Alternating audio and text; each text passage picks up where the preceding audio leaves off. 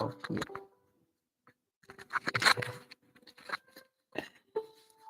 Anyways, amazing.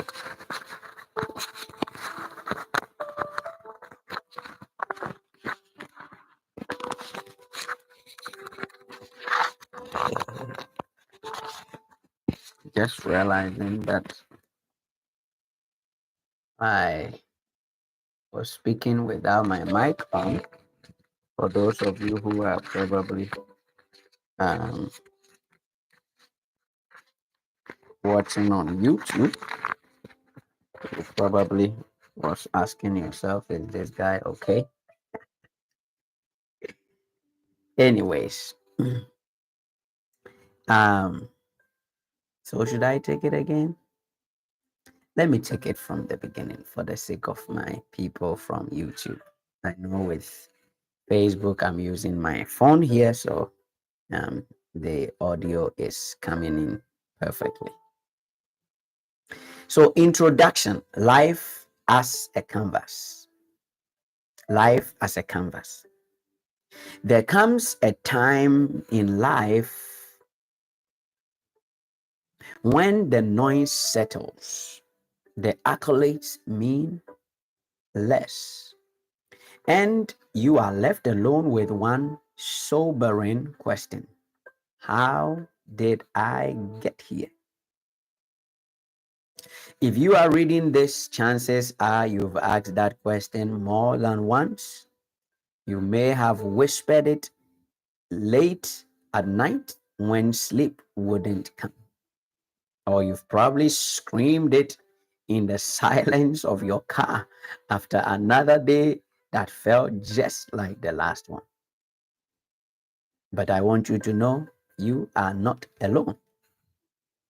Men and women in their 30s, 40s, 50s, 60s, and even over, we often arrive at this quiet crisis. You've lived enough to know what loss feels like and what regret can do to a soul. You've made choices, some with eyes wide open, others in the fog of fear, pressure, or habit, and some completely from the place of the unknown. Some you are proud of, others they keep haunting you, and some moments you've relived 1,000 times, and others you would definitely erase it from existence if you could. Thank you for joining. If you are just tuning in, this is the Midnight Hour, reading you to sleep. I come your way to read to you every night from 11 p.m. Central Standard Time or 12 midnight Eastern, just to help put you to sleep. That's amazing, right? Some of you missed that because the last time you had that, you were 5 years old. So if you love reading, come join me. I have a lot of books here to read to you. So let's go on. You may believe you've run out of time, that you've wasted too many years in the wrong job, in the wrong relationship, the wrong habits, the wrong identity, that your best years are behind you, that too much damage has been done, and that your story may already be written.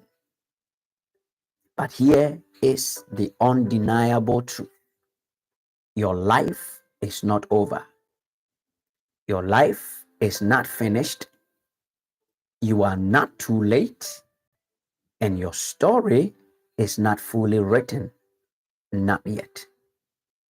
Let me show you why. Life at its core is not random. It's not fate playing a dice, but life is a canvas, and your decisions are the paintbrush. Each stroke, a choice you made or choose not to make, has shaped the picture you now see when you look in the mirror of life. Your career. your relationships, your inner peace, your chaos, all of it, your spiritual and emotional landscape, they are not accidents. They are expressions of the decisions you have made. This is not a book to blame. I did not write this to criticize you, but I wrote this book to empower you. That the power you've had all along, but perhaps didn't fully understand, is still here with you. And that power is the power of choice. Not just to respond to life, but to create it, to direct it, to redeem it, to reimagine, starting right now. So, no matter where you are today, no matter how painful the road behind you has been, no matter how long you've carried the weight of your past, you can choose again. I love this. This is the greatest mercy of existence. This is the divine spark in humanity. This is the image of the Creator in you, your ability to decide and to choose. And if decisions build our current life, then different decisions can reshape it and build a new life. I love it. In the pages ahead, we will walk through 10 transformative chapters, each one peeling back the layers of your identity and your choices. We will confront the myth that keep you stuck, expose the lies you've believed about yourself, and show you how every turning point in history, whether personal or global, was made possible by a single defining decision. We will explore why some people soar while others sink, why some repeat the same mistakes and others rise from the ashes. You will meet real people who found their power again, not because life gave them a better cards, not because they were lucky, not because life favored them, but because they played the cards they had with renewed vision. You will discover why regrets are not punishments, but invitation to awareness. Why the comfort of the known often sabotages your greatness. Why the life you want isn't found in just what you desire, but in what you choose per your desires. I think I have to say that one again. In our reading, you will find out why the life you want is not found in just what you desire, because you don't get what you want, you get who you are. But in what you choose with your desires. And the most important thing is you will realize that you are not your past, you are not your mistakes, you are not what happened to you, you are not what your mother, father, brothers, siblings, uncles, aunties, the world says you are. You are what you choose today, tomorrow, and every day after. I made a choice to come and read to you. My choice shows my values. My choice shows what I believe in. If you've listened to me or heard me speak or watch any of my videos online, it will not be difficult for you to tell who I am.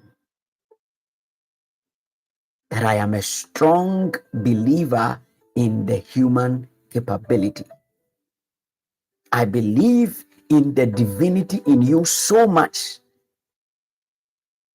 that every word that comes out of me is to empower, to strengthen, to equip you, to make you live to the fullest so that you can become all that you were born to be. So I want you to pick up your brush again tonight as you listen to me.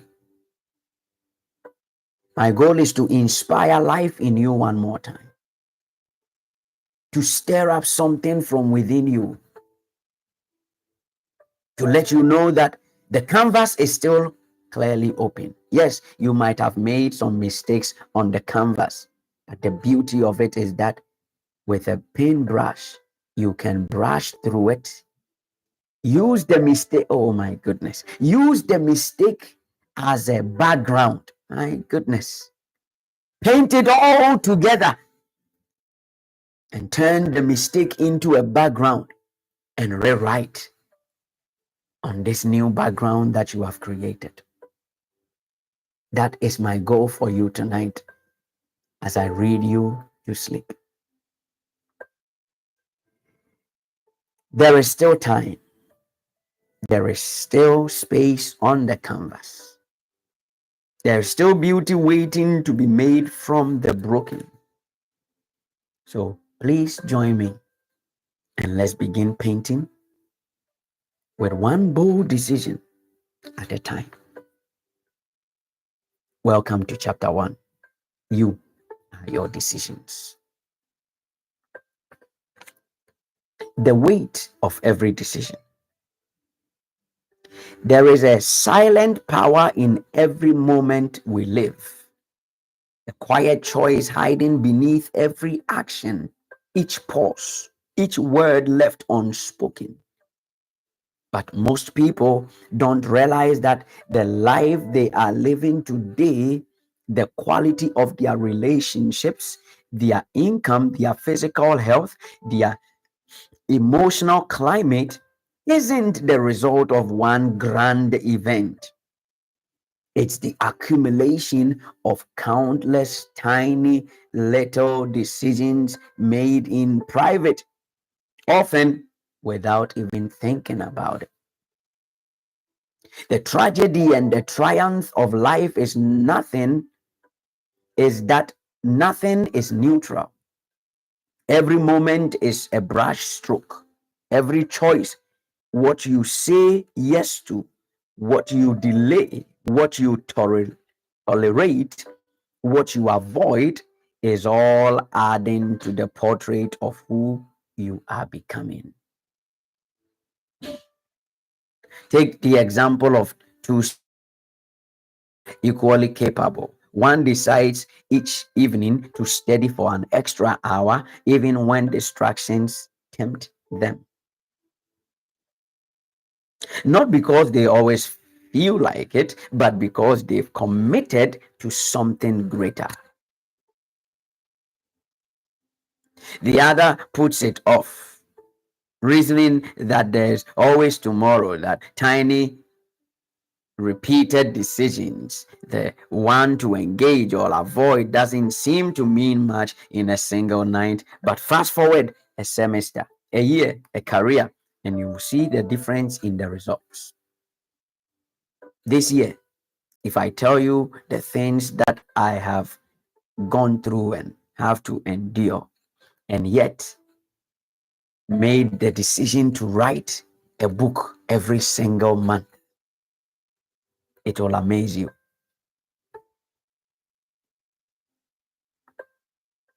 It's a decision. I missed some deadlines, but they did not stop me. It's a choice. It's a choice. That's the power of decision. It compounds. It either becomes your scaffolding, or your slow undoing. And here is what you must understand. You didn't get here all at once. Your current life wasn't dropped on you by fate. It was crafted moment by moment through your very own decisions. And this is the hard truth so many people don't want to accept, especially for those of us who are in the church. We want to throw everything on the devil or throw everything on it was God. As though in this life we are just robots or video game, and it's either the devil is pressing us or God is pressing us. Like we have no part to play, right? It's like we have no part to play in anything. I want money, but I don't want to work. I want a beautiful marriage, but I don't want to do what will make me that. I want money, or I want to have some savings or for some investment, but I'm not going to deny myself of buying stuff. Every single one of these decisions is creating who you are. Others may have influenced you, yes. Systems might have restricted you, yes. Life has its chaos, yes. But you still made the choices. You still made the choices. And those choices made you. I love that part. You made your choices, and the choices made you. Scripture reminds us, do not be deceived. God is not mocked. For whatever one sows, that is a choice. Sowing is a choice. You choose to sow. If you don't sow, there's nothing in the ground for you to reap. So he said, God is not mocked. For whatever one sows, that he will also reap. And it's in Galatians chapter 6, the verse 7. Your decisions are the seeds you sow, and your life is the harvest that you now see. Let's look at regrets as uninformed decisions. Tonight, as you lay on your bed, you are listening to the midnight hour, reading you to sleep. And I'm your humble servant, Vincent Opon. One of the heaviest burdens adults carry is regret. Not for what was done necessarily, but for what was decided without enough clarity. What was done without enough clarity, or what was decided without an understanding of the full scope of the consequence in the future. Oh, the unfortunate thing is that no matter what you do or how careful you try to be, you will make some bad decisions or decisions you will regret in the future. Yes, it's part of it. And these regrets might often feel like a punishment or a judgment, but in truth, it is merely the echo of a decision made without a vision. When we look back, we don't just mourn the consequence, we mourn that we didn't see clearly then.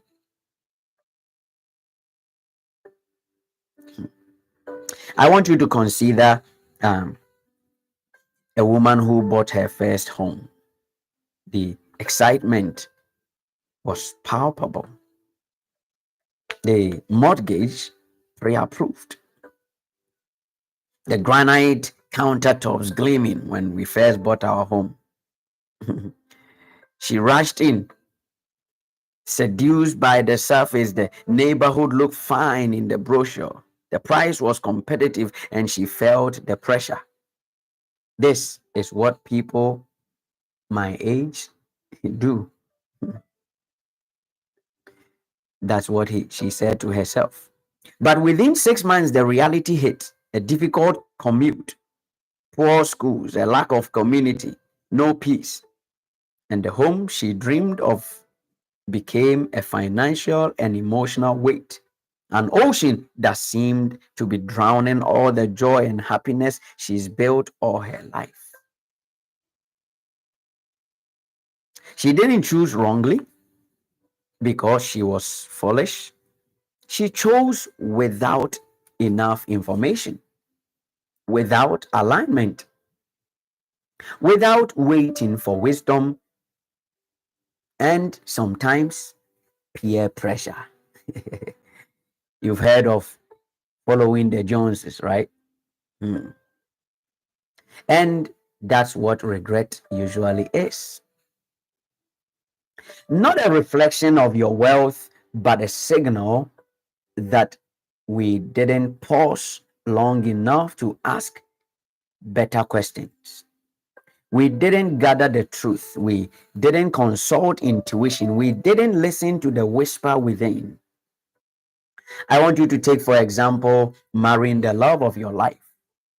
You loved each other amidst all the challenges. You saw the signs and the red flags, but you overlooked them all. Mercy. You hoped and believed that God would come through or that your partner would change once you were married. This is the dilemma of many marriages. But there was no change. The same person you married, the same habit and attitude, the same thing after a decade. Then you hoped against hope that when the children come, they will change and do better. But the same disappointment. No change at all. In fact, things got worse. Now, after a decade of being together, you realize that you've made the mistake of your life, that the things you overlooked are still hunting you after 10 years.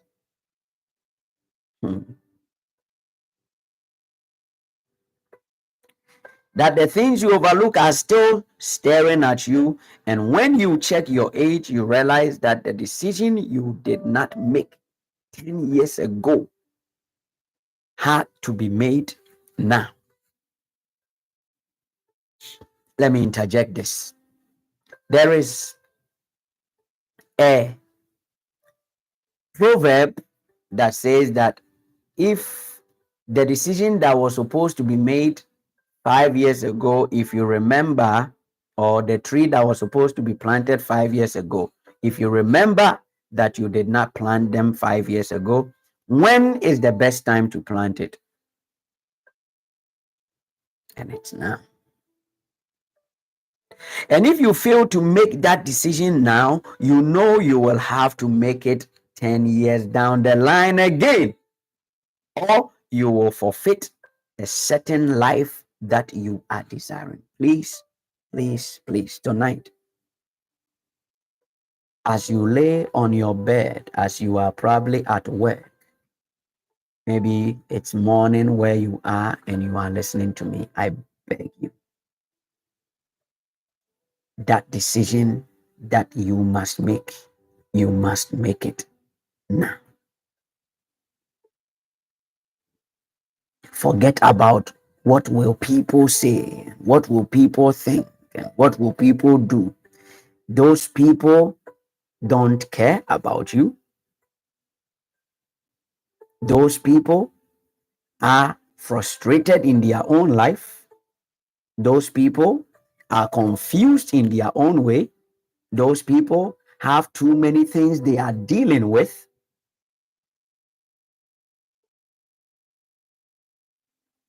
But you have to make your own decision. Now,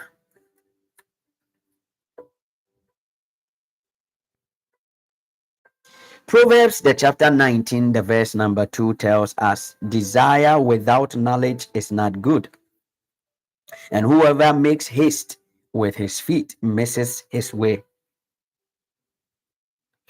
It's about that time when I start yawning, then I know I'm reading my own self to sleep now. When we make decisions without clarity, we often misstep, not because we are doomed, but because we didn't slow down enough to seek understanding. Yet, even that regret holds power. It teaches us how to decide better next time. If we allow it, it turns pain into perspective. Because the opposite of regret is not perfection, it's intentionality. Oh, did you hear that? The opposite of regret is not being perfect, it is being intentional.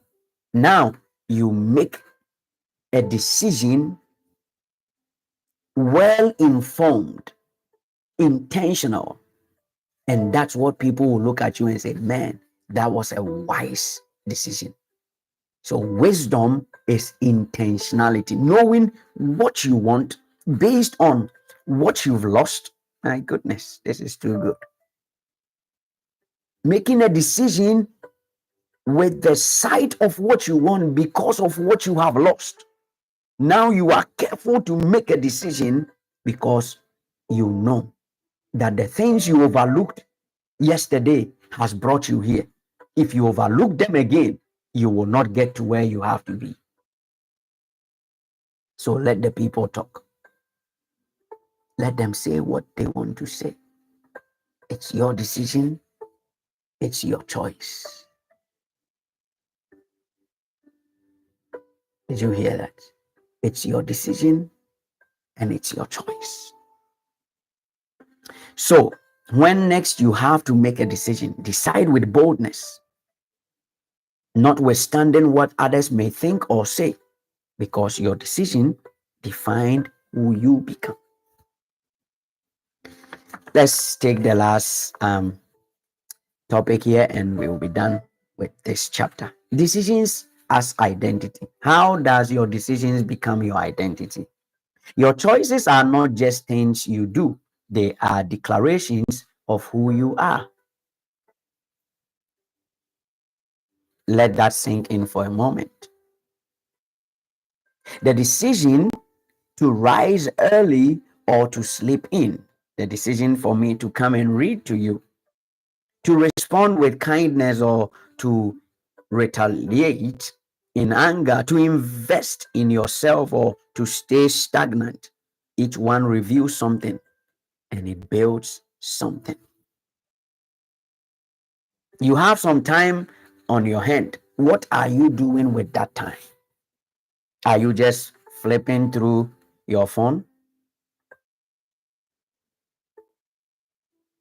If I was sharing some jokes and making people laugh, and I'm not against that, that's good. Laughter is healing. People would have been flooding here. If I was insulting and saying all kinds of vulgar and things, people would be here. I know that time too is a factor, but let's be plain honest. Oh, I have a book coming out next month. Too powerful. Too powerful. In that book, I reveal to you how you are time. I have too much to share with my generation. And I say this with all humility, no pride intended. But I know I'm writing the manual for the next generation.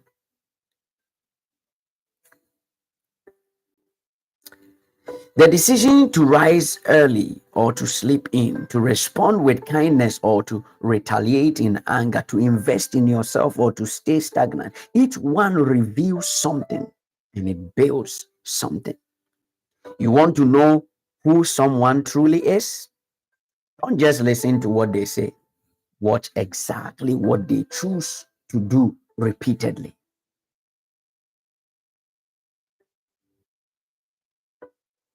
Two things reveals who a person is, and hear me on this one. One is money. When somebody has money, a lot of them see what they do with their money. What they do with their money reveals who they are. The second thing is see what they do, their choices, their decisions when they are hurt, when they are broken.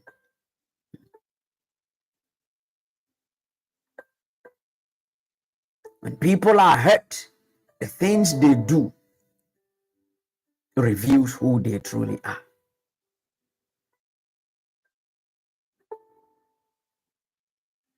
A man who chooses every day to reach out to a colleague who is struggling, who takes time to ask meaningful questions, who chooses compassion when it is easier to be cold, he becomes known as kind.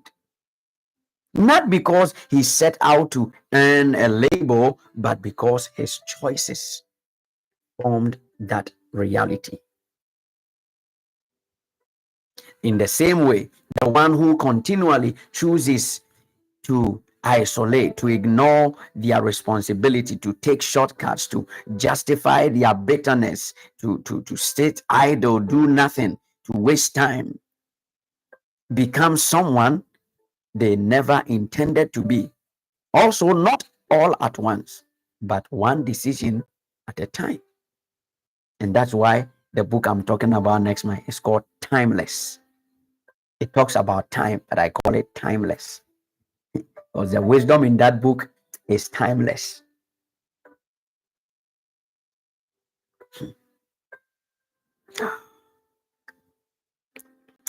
And here is the beauty and the warning: you become your decisions. One of my favorite sayings of all time is, you don't get what you want, you get who you are. You don't get what you want, you get who you are.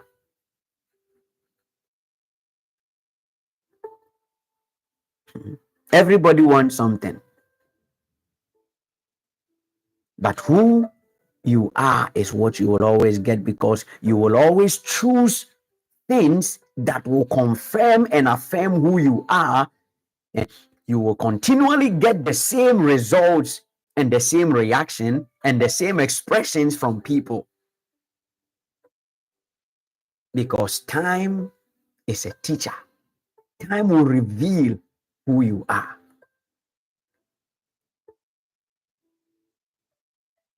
Let me take this last part again.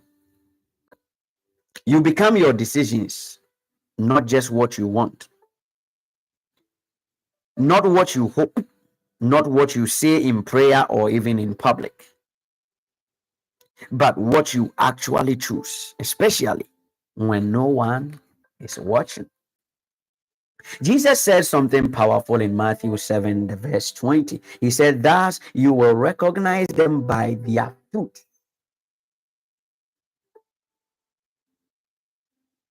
The fruits of your life, your identity, your patterns, your reputations are born from your repeated decisions, not random occurrences.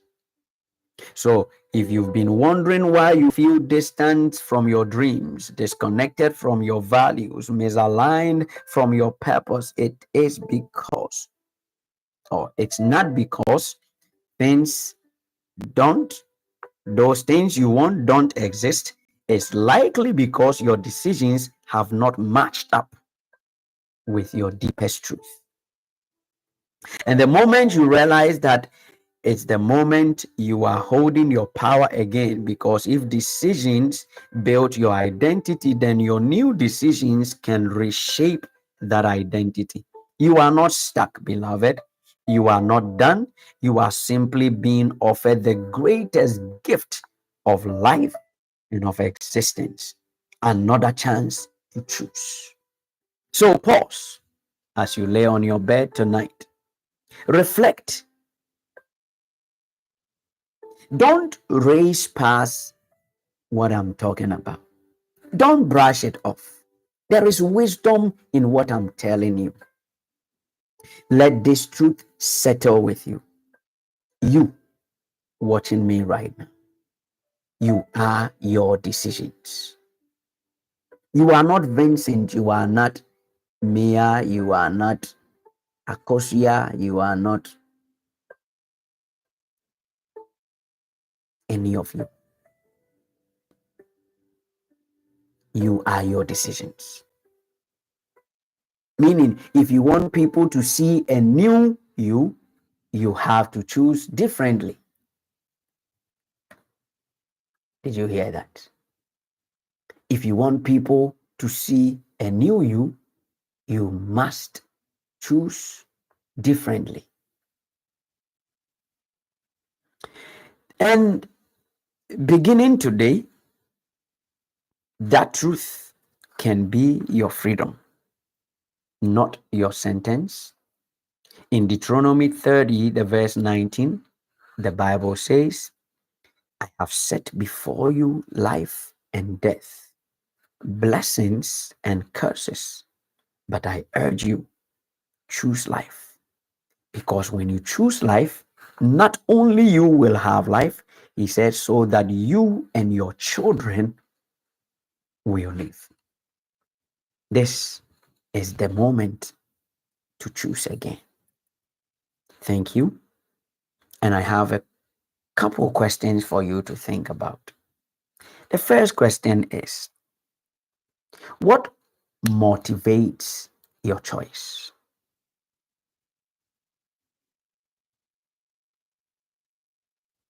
What motivates your choice?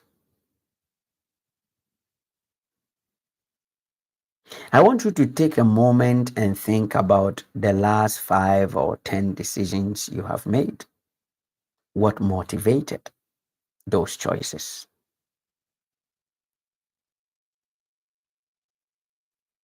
Was it made under pressure or with a full understanding?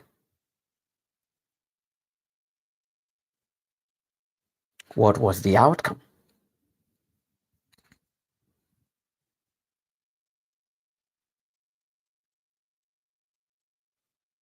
Would you make the same decision tomorrow?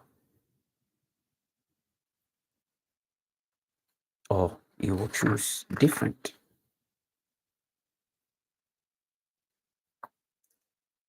I want to leave you with that.